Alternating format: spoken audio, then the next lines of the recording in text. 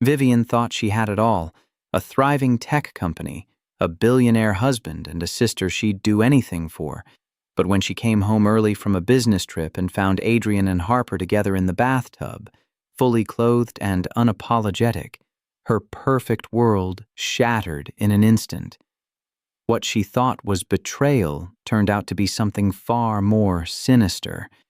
A calculated scheme to destroy her company and steal everything she'd built.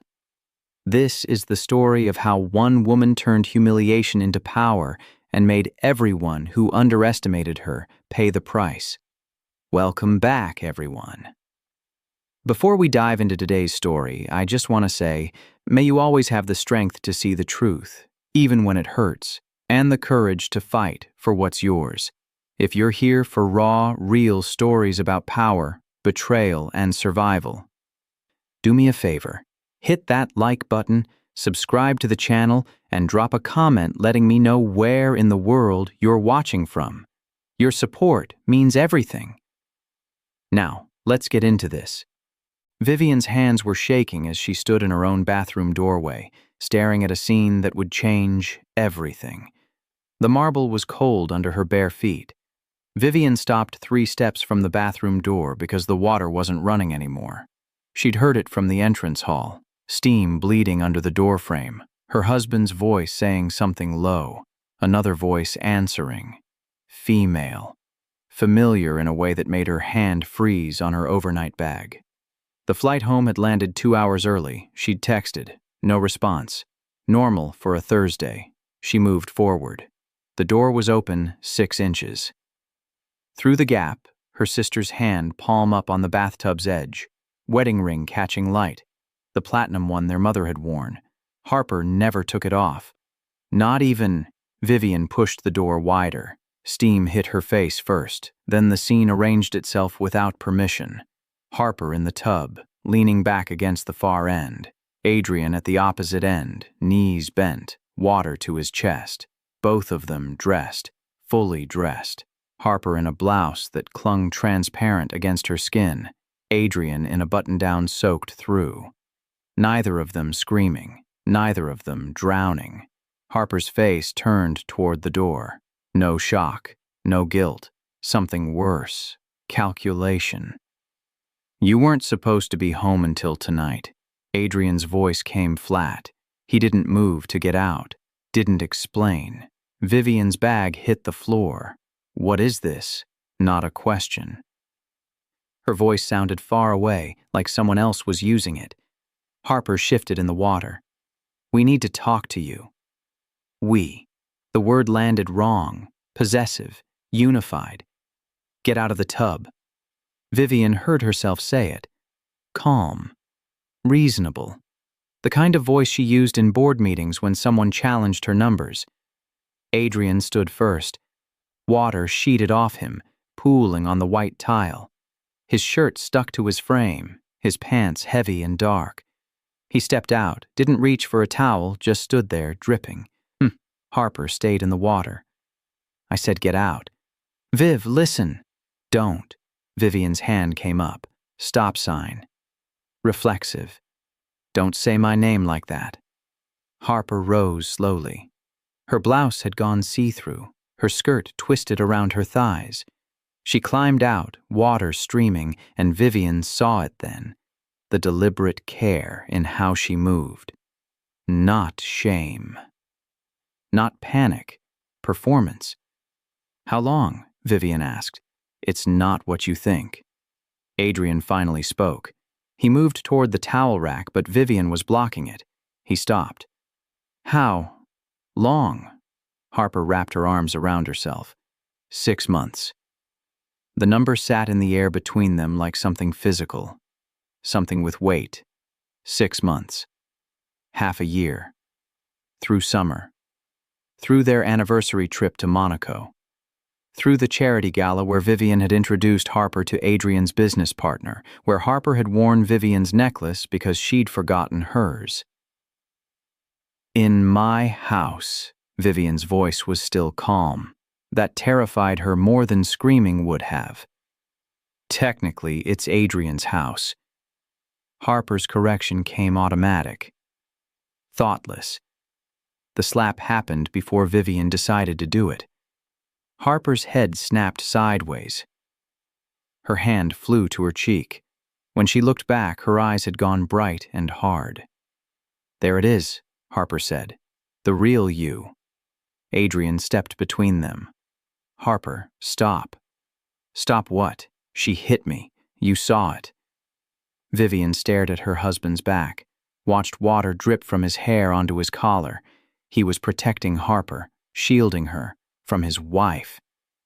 "Get out," Vivian said. "Both of you."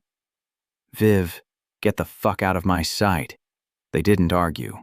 Adrian grabbed 2 towels, handed one to Harper. They walked past her, Harper's shoulder brushing Vivian's as she went. That small contact felt deliberate, territorial. Vivian stood alone in the bathroom, steam still rising from the tub, 2 wet footprint trails leading to the door. She turned and vomited into the toilet. The guest room door was closed when Vivian came downstairs an hour later. She'd showered, changed, put on the black suit she wore to hostile negotiations, armor. Her phone had 17 missed calls, 3 from Adrian, 14 from Harper. None of them mattered. She walked through the house like she was cataloging evidence. The living room where they'd hosted Harper for Christmas.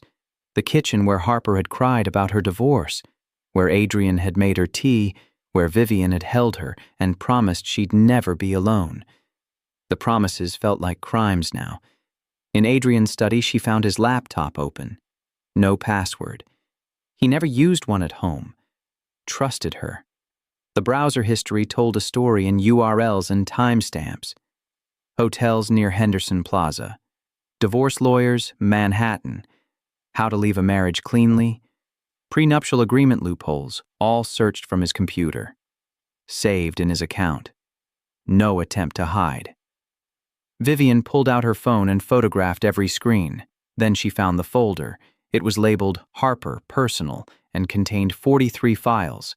She opened the first document, a contract, dated 8 months ago, before Harper's divorce was even finalized, agreement of financial support and residential arrangement between Adrian Castellano and Harper Whitmore. Vivian read it twice, then 3 times. Adrian had been paying Harper's rent, her car, her credit cards, $8,000 a month deposited directly into an account he'd opened for her. The guest room door opened downstairs. Vivian closed the laptop and walked to the study doorway. From there, she could see the first floor landing. Harper emerged first, wearing Vivian's robe, the silk one Adrian had bought in Paris. Harper's hair was damp, loose around her shoulders. Adrian followed, dressed in fresh clothes. They didn't see her. They moved through the house like they owned it. Harper opening the refrigerator, Adrian getting glasses from the cabinet. Domestic, familiar, practiced. Vivian watched them for 2 full minutes before she spoke. "I want a divorce." They both turned. Harper's hand froze on a bottle of wine. "Vivian, we need to discuss this properly." Adrian set down the glasses with care, controlled. "When you're calmer." "I'm perfectly calm. You slapped your sister." The way he said it, your sister, like Harper was Vivian's responsibility, her burden.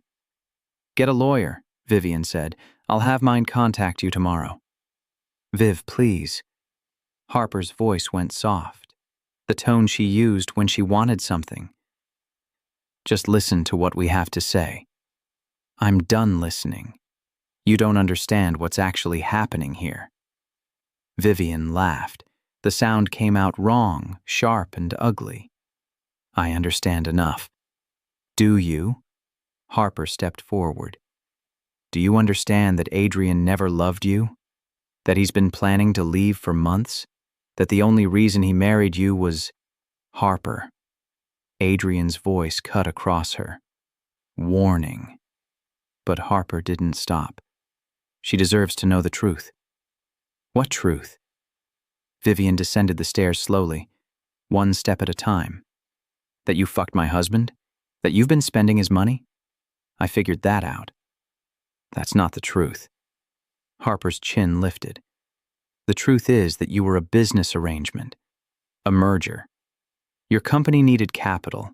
His family needed connections. You were never supposed to be permanent. The words hit like glass breaking. Sharp. Specific. True enough to hurt. Is that what he told you? Vivian asked. It's what his mother told me. Vivian stopped on the bottom step. When? 2 years ago. At your engagement party. Harper's smile was small and mean. She pulled me aside and told me exactly what kind of marriage you were entering. Told me I'd be perfect for Adrian if I wanted to wait. And you did. I waited for my sister to stop being useful. Adrian moved then, stepping between them again. Harper, that's enough. Why? You said we'd tell her together. You said we'd be honest. Harper looked at him, and something passed between them. Something that looked like agreement. She needs to understand that this isn't about betrayal. This is about correcting a mistake. Vivian's hands were shaking. She tucked them into her pockets. Get out of my house. It's not your house, Harper said. It's Adrian's. Check the deed. Vivian already knew. She'd reviewed the paperwork when they'd bought it. The house was in Adrian's name alone. A wedding gift from his family. A show of trust. Control. I'll be gone by morning, Vivian said. That's not necessary. Adrian's voice had gone careful, professional, the tone he used with difficult clients. We can work out an arrangement. I'm not trying to leave you with nothing. How generous. I'm serious, Vivian. I'll make sure you're taken care of. The words were acid. Taken care of. Like she was an employee being let go. A pet being rehomed. I don't want your money, Vivian said. You'll need it. Harper's voice was gentle now. Pitying. Your company's been losing value for 6 months. Didn't you notice? Adrian's been quietly pulling support, redirecting contracts. Your board's going to vote you out next quarter. Vivian looked at her husband. He didn't deny it. Why? She asked. Because it's cleaner this way, Adrian said. If you have nothing, the divorce is simple. No fight over assets, no long legal battle. You take a settlement, we part ways, and Harper gets everything, Vivian finished. The house, the money, the life. She already has it, Adrian said. The truth of it was suffocating. Vivian turned and walked back upstairs. Behind her, she heard Harper's voice, low and satisfied. That went better than I thought. Vivian didn't leave by morning. She left at 3 a.m. while Adrian and Harper were asleep in the guest room. She took only what she'd brought into the marriage, her grandmother's jewelry, her laptop, and the clothes she'd bought herself. Everything else, the designer dresses Adrian had chosen, the watches, the cars, she left exactly where they were. She also left the photographs of Adrian's browser history, the financial documents, and the contract with Harper's name on it, carefully arranged on the dining room table. Let them find it. Let them know she knew everything. She drove to her company's headquarters, used her key card to enter the building at 4 a.m. The security guard waved her through without question. She'd been doing this for 6 years, arriving before dawn, leaving after dark. Building something. Her office was on the 43rd floor.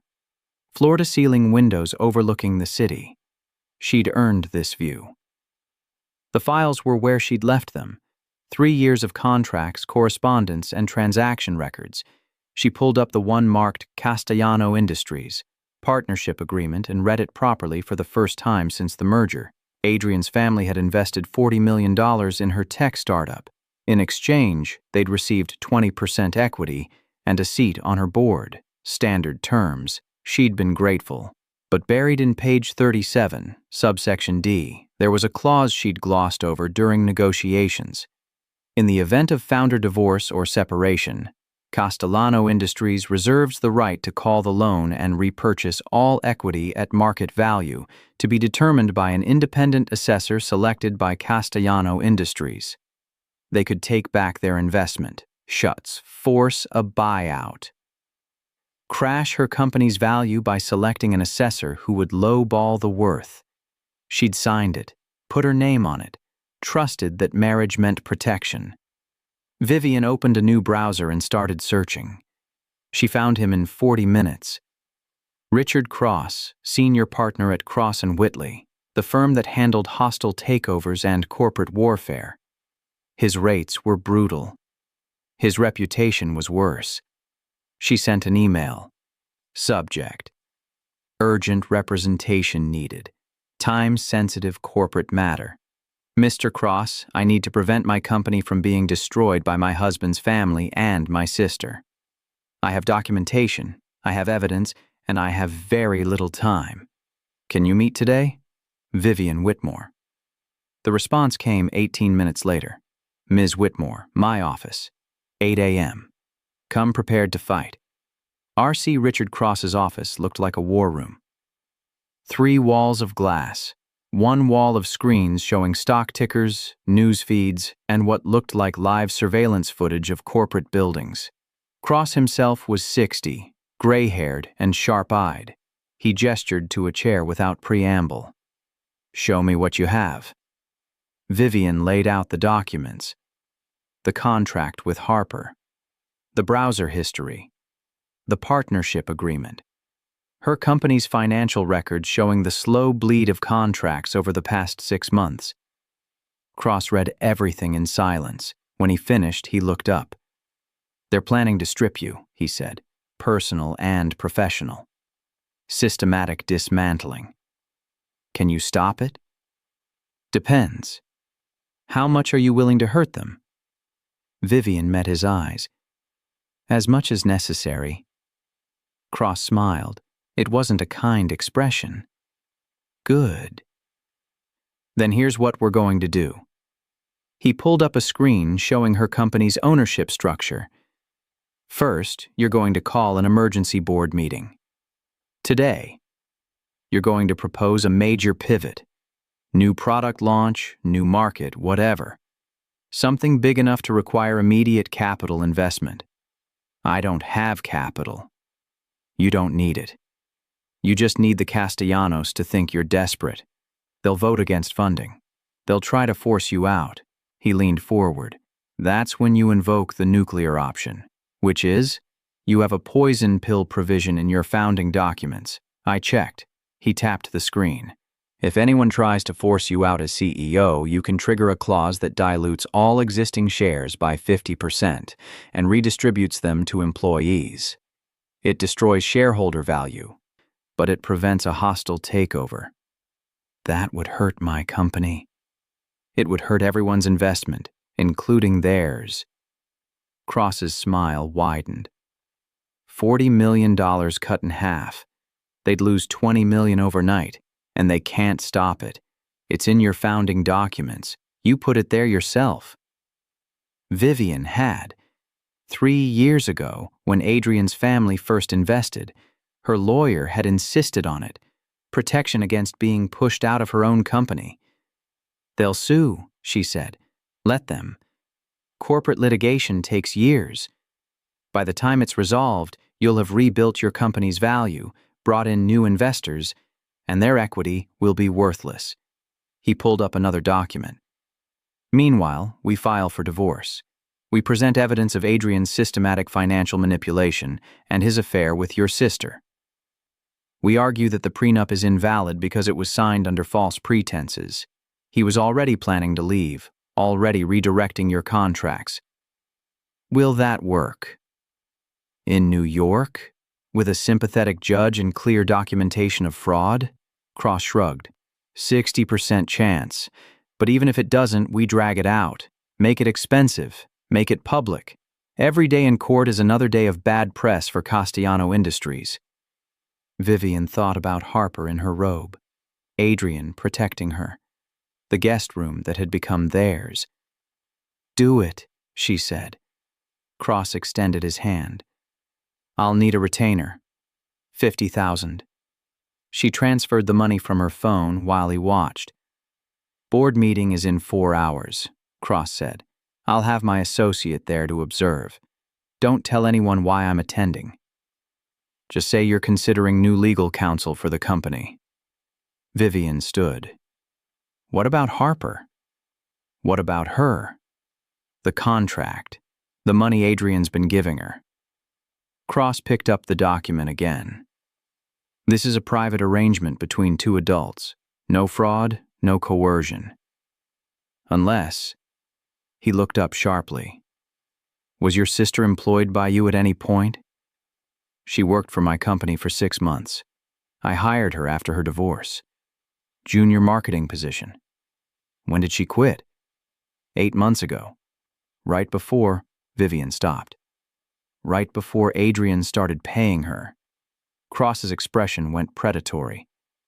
Did she quit or was she fired? She quit. Said the work wasn't a good fit.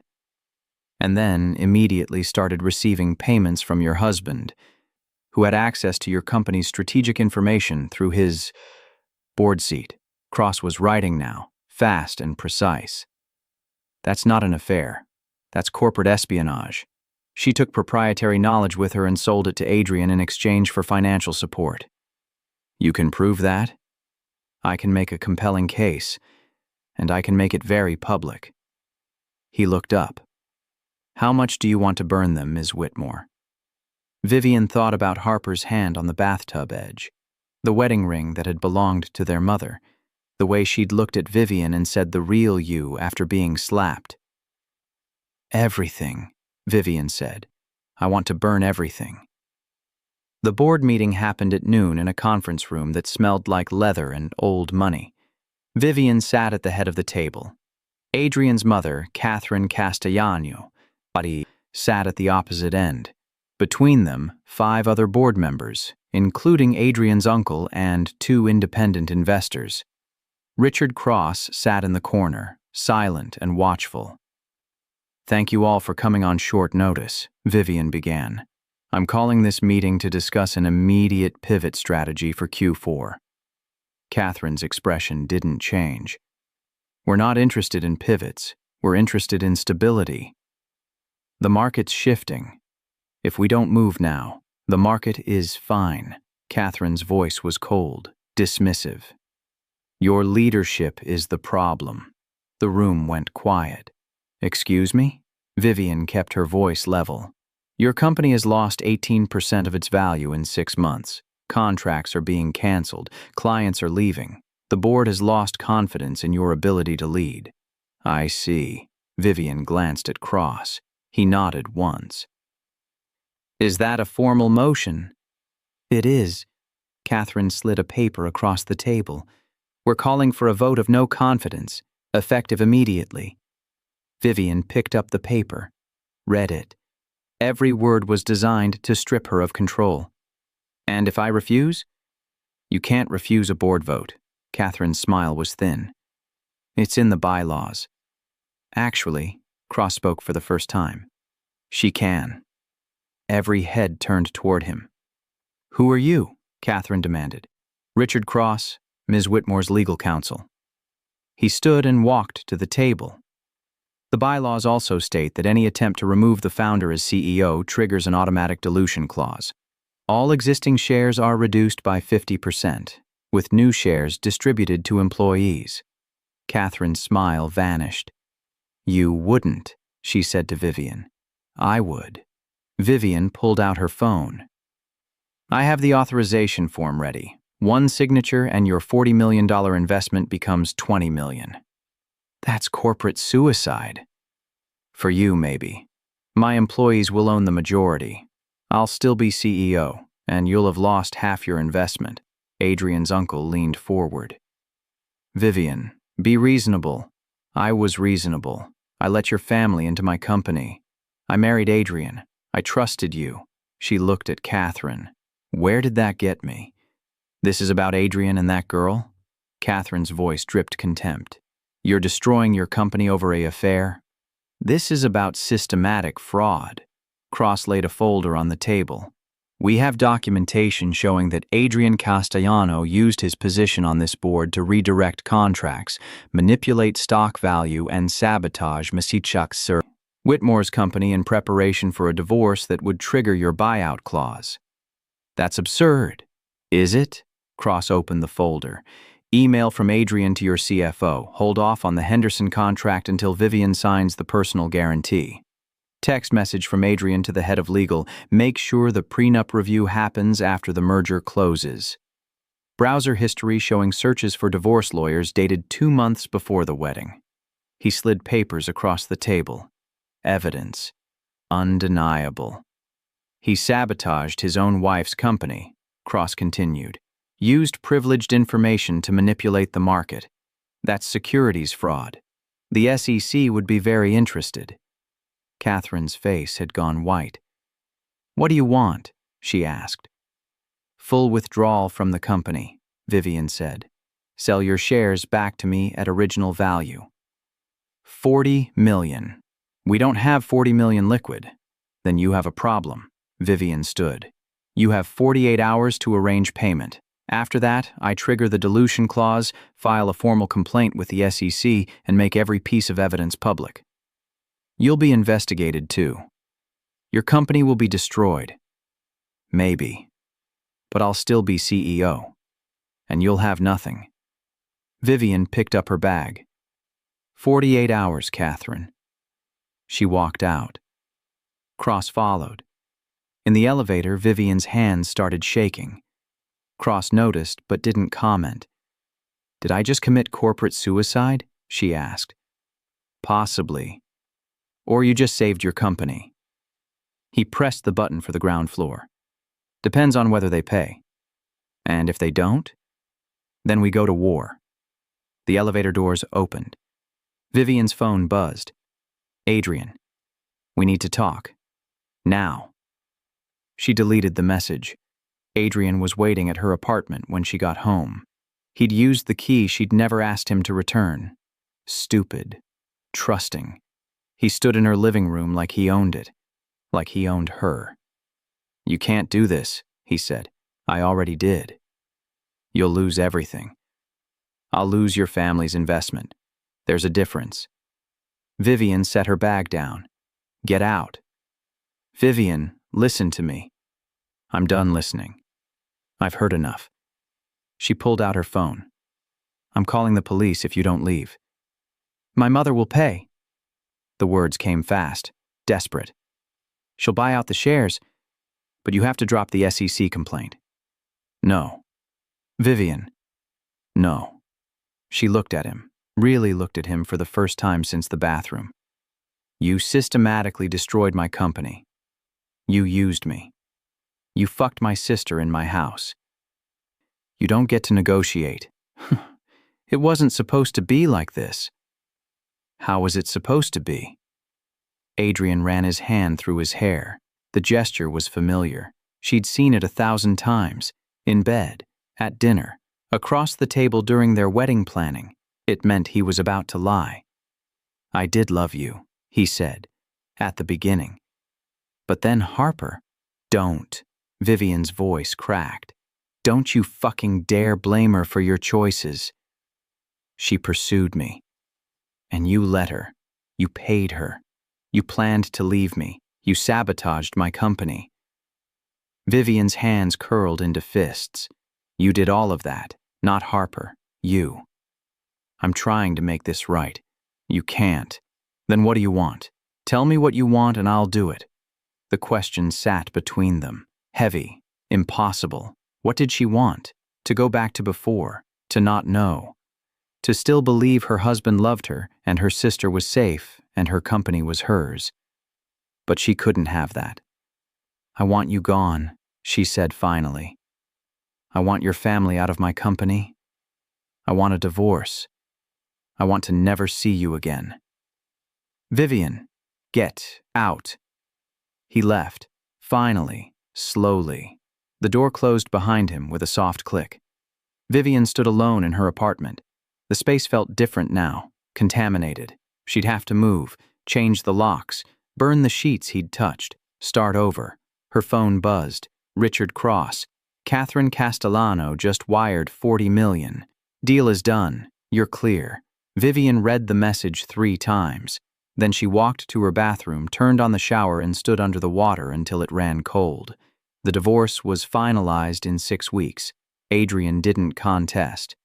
His lawyers and Vivian's lawyers worked out a settlement in 3 meetings. She kept her company. He kept the house. Harper wasn't mentioned in any of the paperwork. Vivian signed the final documents in Richard Cross's office on a Thursday afternoon. Same day of the week, she'd come home early and found them in the bathtub. "You're free," Cross said, sliding the papers into a folder. "Legally, financially, completely."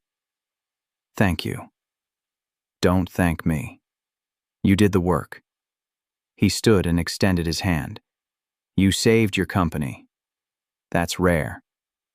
Vivian shook his hand and left.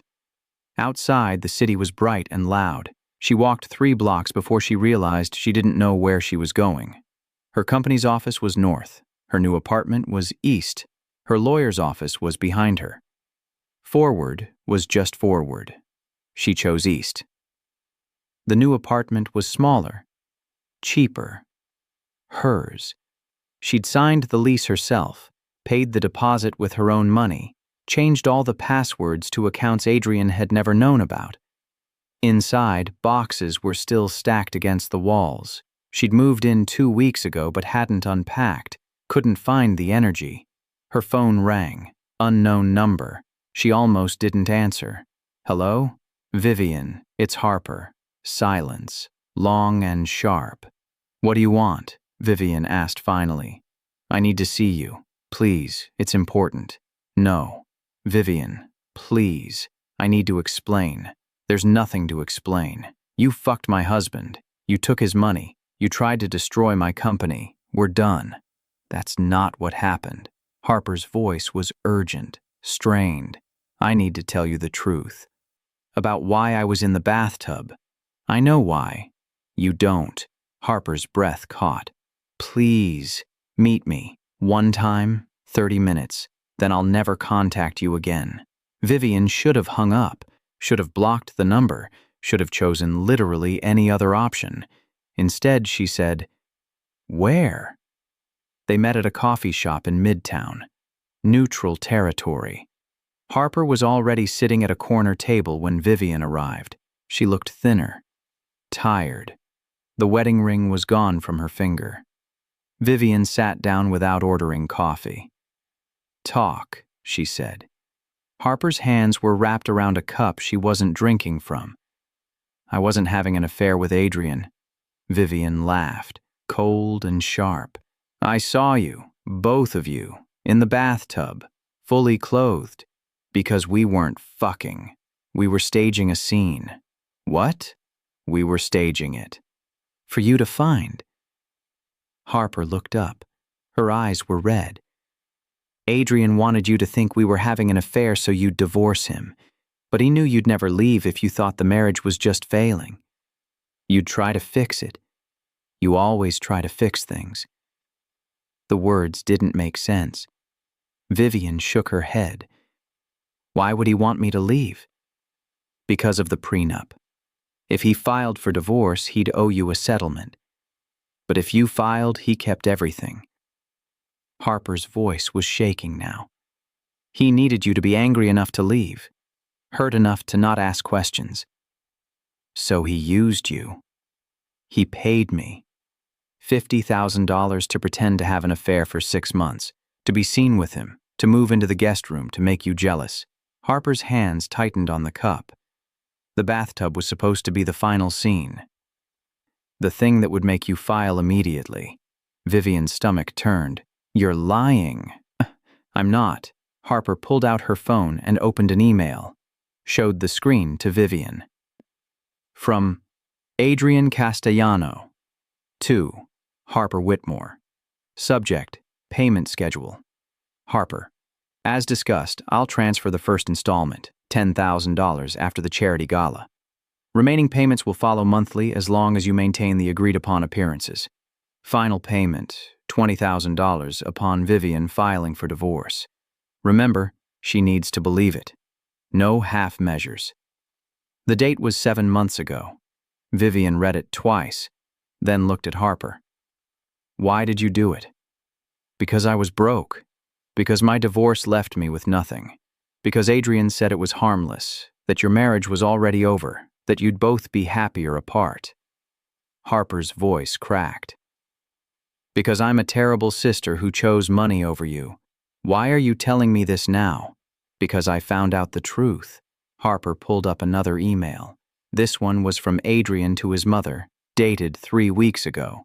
Mother, the divorce is proceeding as planned. Once it's finalized, I'll need you to activate the buyback clause. Vivian's company will be ours within the quarter. Harper is asking too many questions. I'll handle her. Vivian's hands went numb. He was never leaving you for me, Harper said. He was using both of us.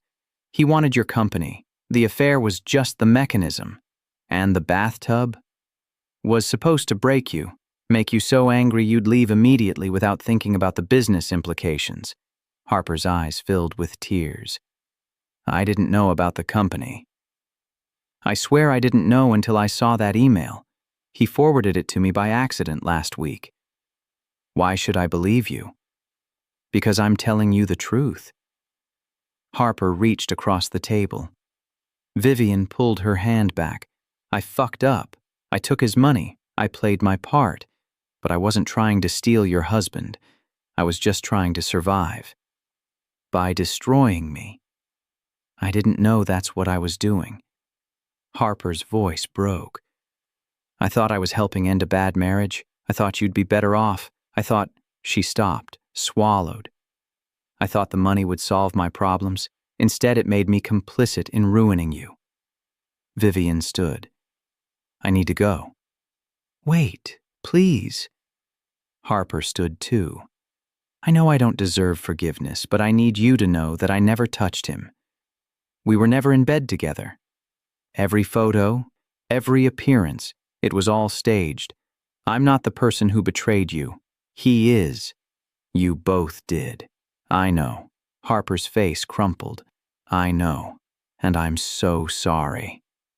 Vivian walked out without responding. On the street, she pulled out her phone and called Richard Cross. I need you to investigate my ex-husband, she said. Everything. Every business dealing, every contract, every connection. I want to know exactly what he was planning to do with my company. I'm on it, Cross said. Anything specific I should look for? Fraud, embezzlement, securities violations, anything that will destroy him. Understood. Vivian hung up and started walking. Her phone buzzed again. Text from Harper. I know you won't forgive me, but I've attached every email, every text, every payment record from Adrian. Use it. Burn him. The attachment was a zip file. 63 documents. Vivian downloaded it. Richard Cross called 3 days later. We need to meet, now. He sounded different, urgent, almost excited. Vivian met him at his office within the hour. Cross had papers spread across his conference table like battle plans. Your ex-husband is a criminal. Explain. Adrian wasn't just planning to take over your company. He was planning to gut it.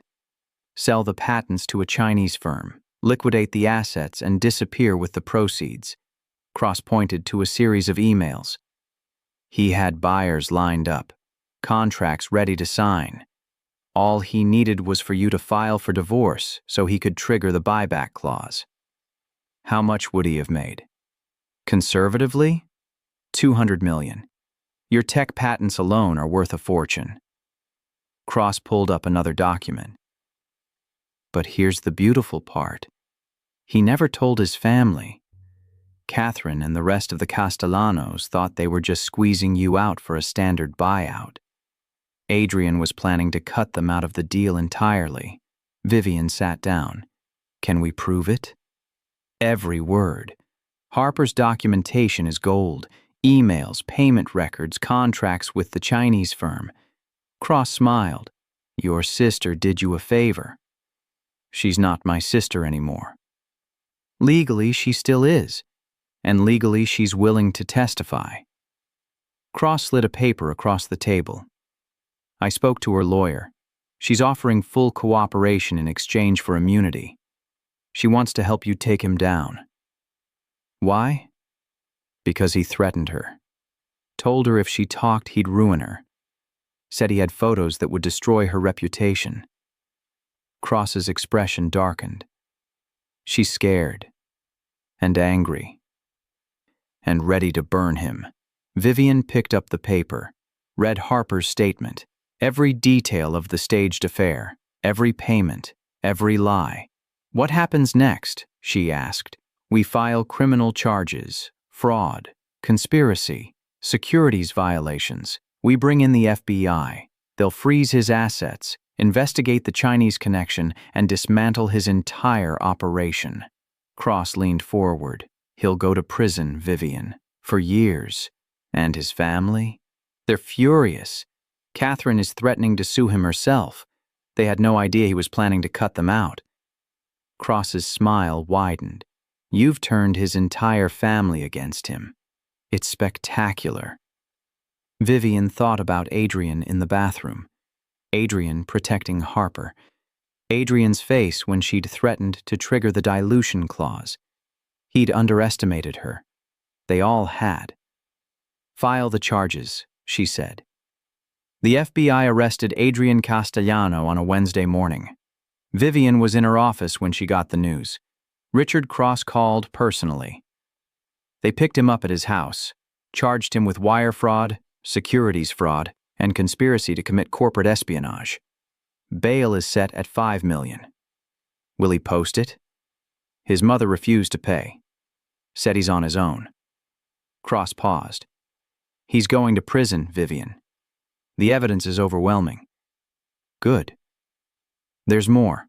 The Chinese firm is under investigation now. The FBI found evidence that Adrian was selling proprietary information from other companies too. Yours wasn't the first. He's been running this scheme for years. Vivian closed her eyes. How many others? At least 6. All women. All married to him briefly. All forced into divorces where he took over their companies. Cross's voice was grim. You're the only one who fought back. What happens to them now? Restitution. If Adrian has any assets left after legal fees and penalties, they'll be divided among his victims. Cross paused. You'll get your share. But more importantly, you'll get your company back. Free and clear. No Castellano involvement. No board seats. It's yours. Vivian opened her eyes. Through her office window, the city stretched out in every direction. Her city, her company, her future. Thank you, she said. Thank yourself. You did this. Cross hung up. Vivian sat in silence for a long time. Then she pulled out her phone and opened her contacts. Harper's number was still there. Unsaved. Just digits. She typed a message. The FBI arrested him. You're safe. The response came immediately. Thank you. I'm so sorry, Viv. Vivian stared at the message. 3 words. Not enough. Maybe never enough. But it was something. She typed, I need time. Don't contact me. But thank you for the evidence. I understand. Take all the time you need. Vivian deleted the thread. Didn't block the number. Just left it. Maybe someday. Maybe never. For now, it was enough to know Harper was safe, that Adrian was caught, that the plan had failed. 18 months later, Vivian stood in front of her company's new headquarters. 15 floors, glass and steel, built with her own money, her own vision, her own terms. The sign above the entrance read, Whitmore Technologies, her name, not his, not theirs, hers.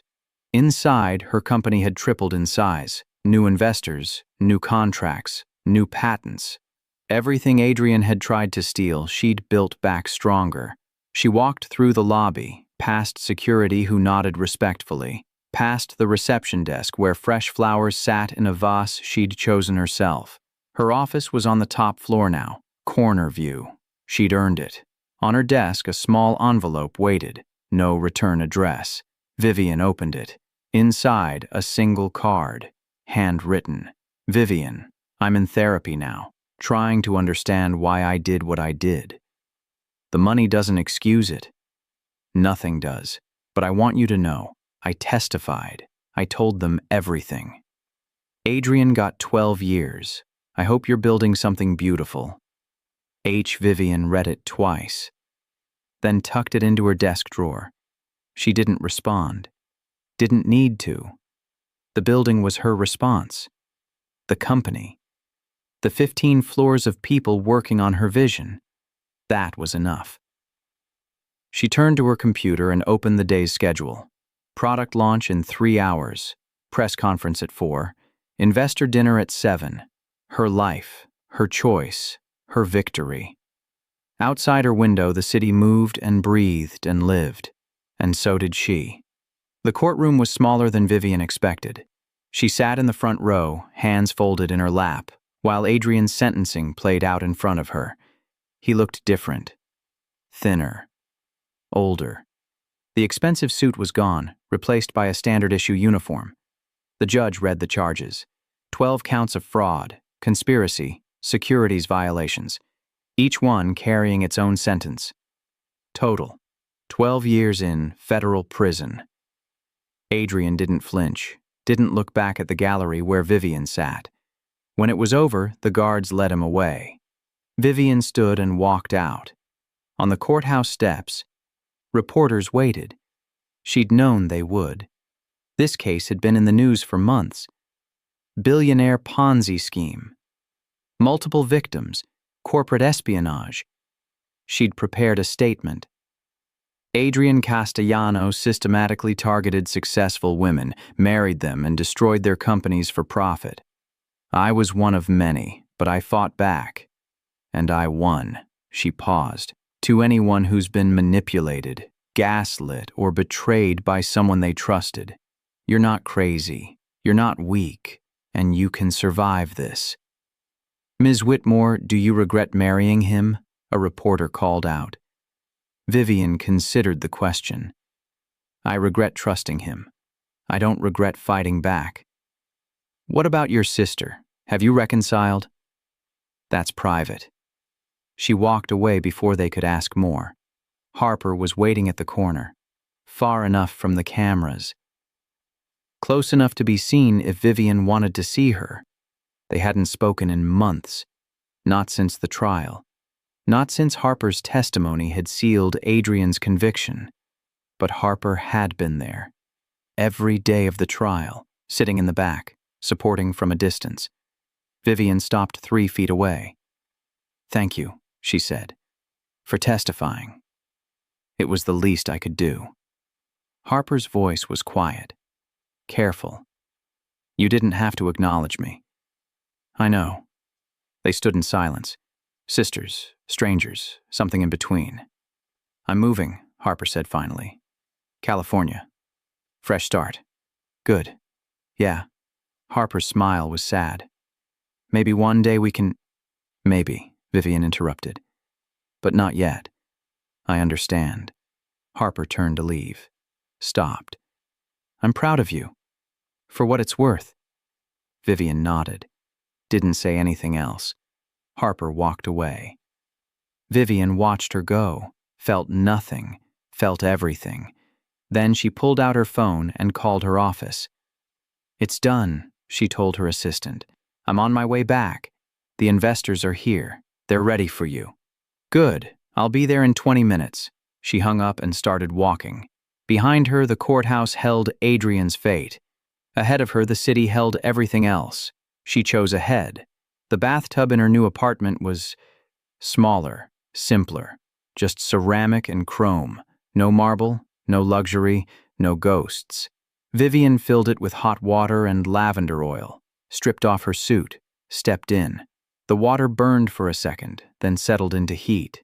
She sank down until it covered her shoulders, closed her eyes, remembered the other bathtub, the steam, Harper's hand on the edge, Adrian's voice saying you weren't supposed to be home until tonight. The memory didn't hurt anymore. It just was. A thing that happened. A truth that revealed itself. A bomb that detonated and left her standing. She'd survived it. More than survived. She'd weaponized it. Turned betrayal into evidence. Humiliation into power. Loss into victory. The bathwater cooled slowly. She stayed until it did. Then she stood. Dried off. Got dressed. Tomorrow there was a board meeting. A product launch. A future to build. But tonight, she just existed. In her own space. Her own life. Her own skin. Intact. Unbroken. Free. She looked at herself in the mirror one last time. The woman looking back wasn't the same one who'd found her husband and sister in the bathtub. That woman had been trusting. Naive. Willing to believe love meant safety. This woman knew better. This woman had burned the world down and built it back. And she wasn't done yet. So I have to ask, was I right to fight back the way I did? Or did I take it too far? Was Adrian's prison sentence justice, or was it revenge? And if you found out your whole marriage was a con, not just an affair, but a calculated plan to destroy everything you built, what would you do? Tell me in the comments. And if this story made you feel even a fraction of what I felt standing in that bathroom doorway, hit that like button, subscribe for more raw, real stories, and drop a comment telling me, would you have burned it all down or walked away? Because I need to know I'm not the only one who chose fire.